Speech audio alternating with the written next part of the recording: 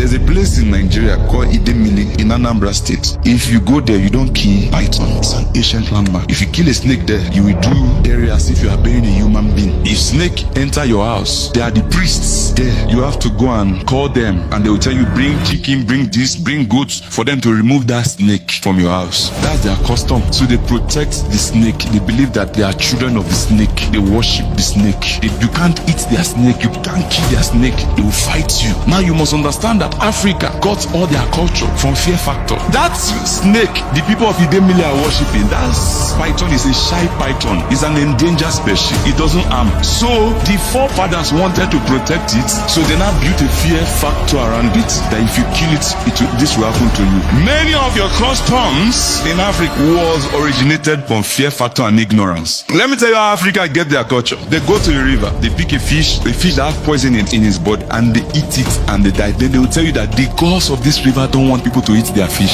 There are many rivers in your home that you don't eat the fish. Do you know why? Because somebody ate the fish and died. The Western world, they come to a river, they see some kind of fish or snake, they build something around it to preserve it, because it's an endangered species. Many tradition in Africa, many worship, many religion, fear factor, ignorance. Demons like ignorance. Now they will come and empower the ignorance. That's why it's called rulers of darkness. So growing up, I grew up with the mentality, the mindset that traditionalists, or in our traditional belief system, we worship these snakes. Now, these were the wrong informations that I was raised in, that I was taught by you know who. So to me, it's often all these religious preachers that always seems to have an opinion. They always have an opinion. They always have something to say over cultural belief systems and spiritual beliefs and practices. But at the end of the day, most of them are speaking with so much arrogance and so much ignorance, because I've seen it happen. I've been in a situation where the preacher was trying to tell the congregation that traditionalists offer sacrifices, so that those sacrifices or those energies and those forces are going to work against Christians. We are trying to use deities and spirits to work malignantly against Christians. So he told them that that's why they need to be more prayerful, so that the traditionalist is not going to win. And I sat there and I'm thinking, I'm 100% sure no right thinking traditionalist is thinking about you or trying to offer sacrifices so that whatever thing is going to do to you, we're just trying to look after what we want or to gain what we want through the sacrificial processes. And like I said, it is always a Christian preacher who always use this wrong information with the aim of achieving or trying to make people to act or to do things in a certain way. Now, in Igbo culture, we have diverse animals that we have already adopted as our totem animals. Now, these animals, they embody certain characteristics or traits that can be found amongst our people. So we can say that these people, they behave in a certain way. They behave like this animal. There are people who be like, oh, these people are chameleons, or these people are, different people. They act in a certain way, and they have adopted an animal as a way to, talk about that they themselves are behaving like that animal. Now, in Igbo culture, we hear people say, omeka ago, omeka ago. Now, this is to say that our ancestors have, assimilated or adopted the ago, the leopard, as our Igbo totem animal. Now, communally, each community has their own animal. You have to also understand that each community, it differs community to community, but generally as in the Igbo, this is where we see that our Igbo uniform is this Isiago, although they print Odum on it, but our totem animal as in Igbo is the Ago and not the Odum. There is a difference. The Odum is lion, while the Ago is leopard. People always mistake the both of them. So like I'm saying now, communally, each community we have their own totem animal. Now, these animals, they have a deeper spiritual value. Now, the value of these animals could be gotten from their contribution during the early formation of such community. So if you look at each community that adopts certain animal, there is a reason why they adopted it. It is not about worship or veneration. There is a reason why they saw it fit or worthy to adopt that animal as their totem animal. Now, for instance, here we have Enwe Imoka. Now, what is the contribution of this Enwe Imoka? During the Northia and the Oka Wars, the Northia people were winning the Oka people with stealth. They will ambush them and they will take over and they would, kill them and all those things. Now, for the people of Oka, it was something that was giving them sleepless nights, and they seemed to not know how or when the people of Northia would attack them. So they made an agreement with Imoka, a deity in Oka. Imoka decided to protect them, but it used monkeys. According to the myth, the stories around it, they said that when the people of Northia came to attack the people of Oka, the monkeys in the bush began to screech and began to make a lot of noise that literally alerted the people of Oka about an impending danger, which now helped them to gather themselves and to push back the people of Northia, and this helped to their own defeat. So the people of Oka now adopted the Enwe Moka as their own. Now today, if you kill this Enwe as their totem animal, if you kill this Enwe Moka, the monkey, they will sanction you. There are rituals that you have to perform because to them, this is sacrilege, it's an abomination for them. Now, communities such as Nnewi, Idemili, and Anjaba in Imo State, we share a certain cultural practice, which is the preservation of the python eke. Aina saw eke. Nnewi, Idemili, and Anjaba. They say Eke Idemili, Eke Idemili, and Eke Njaba. We preserve them. We have high regard for these pythons. Now, Idemili and Anjaba, they see this Eke as a messenger to the deity, the goddess, Idemili and Njaba. Now, in the Nnewi people, we refer to this Eke as Nwadiana. We refer to this python as Nwadiana, which is it's a familiar term when we're trying to talk about, let me say, for instance, me now as a woman, as a daughter of Nnewi, my daughter now is a Nwadiana to Nnewi because the father is from Enugu State. Now, even if let's say, an Ejiofor family, a daughter from Ejiofor family marries a son from Ikedife family, our child becomes a Nwadi to my own people, Onwadiana, Ndebe Ejiofor. So Nwadiana, so we adopted this python and we refer to this python as Nwadiana, as Nwadi. Now, if you understand what Nwadi is, you understand that you cannot kill your blood, you cannot kill your child. Because like the explanation I just gave here by telling you that we call this snake Nwadi, which is a familiar term when I'm trying to make reference to my daughter or to my child. So you see that we have adopted this python as a child to the Nnewi. This is why we call it Nwadiana. Now, the reasons why I would say is the reason why we adopted this python as a Nwadiana, it could be linked to our relationship to Edo Nnewi. Now, we believe that Edo Nnewi is the child or the daughter to Idemili.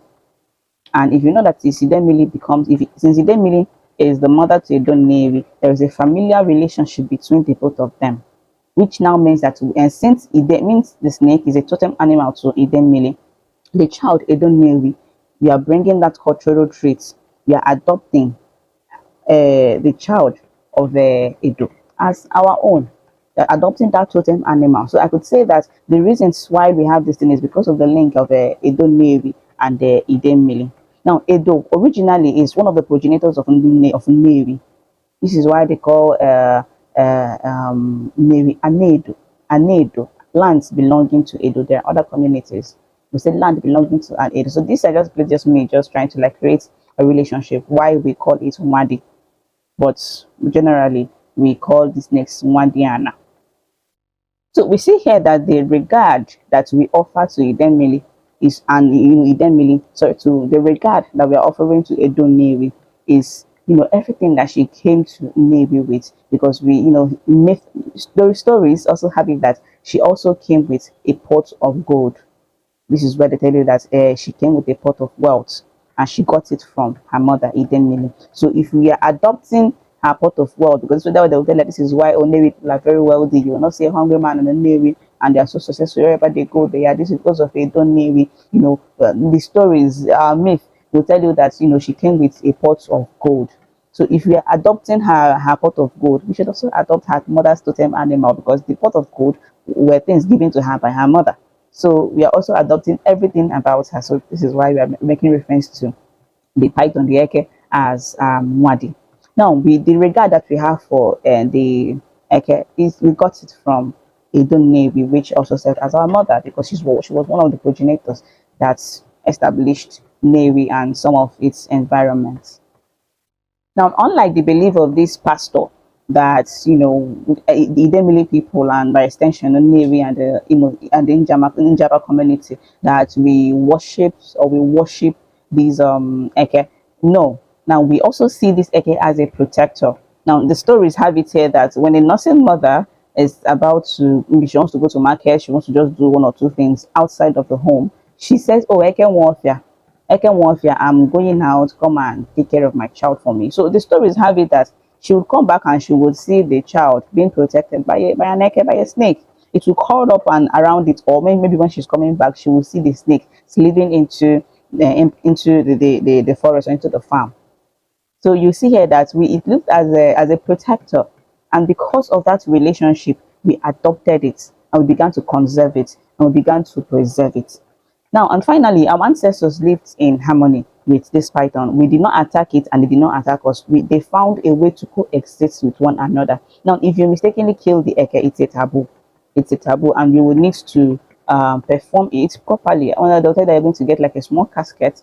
You're going to get white chalk, red cloth, white cloth, some feasting. You bury that snake how you bury a human being, not as big, but you accord it some sort of regard. You will not just push it outside the bush and you're going to bury it properly. Now, the arrogance of this preacher is to assume that these communities that will worship Eke, while in reality, we just have a mutually beneficial relationship and we do not worship these totem animals. We just have a deep regard for it based on our historical, not just allegiance, but what they did for us. Like people in Oka, how they adopted Enwin Moka because of what he did for them. The same way, this they can be able to protect us. So even if it comes into a family, if you're sleeping and it comes into your house, maybe people will just take a sneak and just push it out. When I was a child and I heard rumors, like I was still very young, they said that, oh, there is a snake that was hiding very close to our house. What my uncle did was to he got some sticks, poured petrol on it and put it on fire, and the smoke just put it very close to the snake and it chased it away. They did not kill it. Now, even foreigners, if a foreigner comes into the community, they will tell you definitely, and if you do it, they would warn you, perform those rites. So there is this time my uncle saw a very huge python in his kitchen.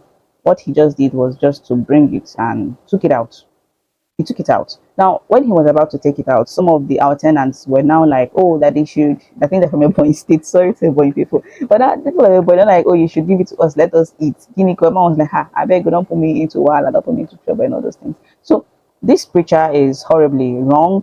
He's horribly wrong. Now, I get it when he said that some of our practices as a result of fear, yes, but we also have other reasons. Now, his arrogance and his ignorance have led him to presume that we do not attack these animals because we worship them. That's a wrong interpretation. We preserve and have regard for this python, for the snake eke, based on diverse reasons, which I've just outlined here. So I hope this was your learned, and I also hope it serves a purpose and they've taken the lights. And until next time, see you. Don't forget to subscribe to my channel to discuss Igbo spirituality, Igbo cosmology, and everything about Igbo. Yeah, guys. Yeah.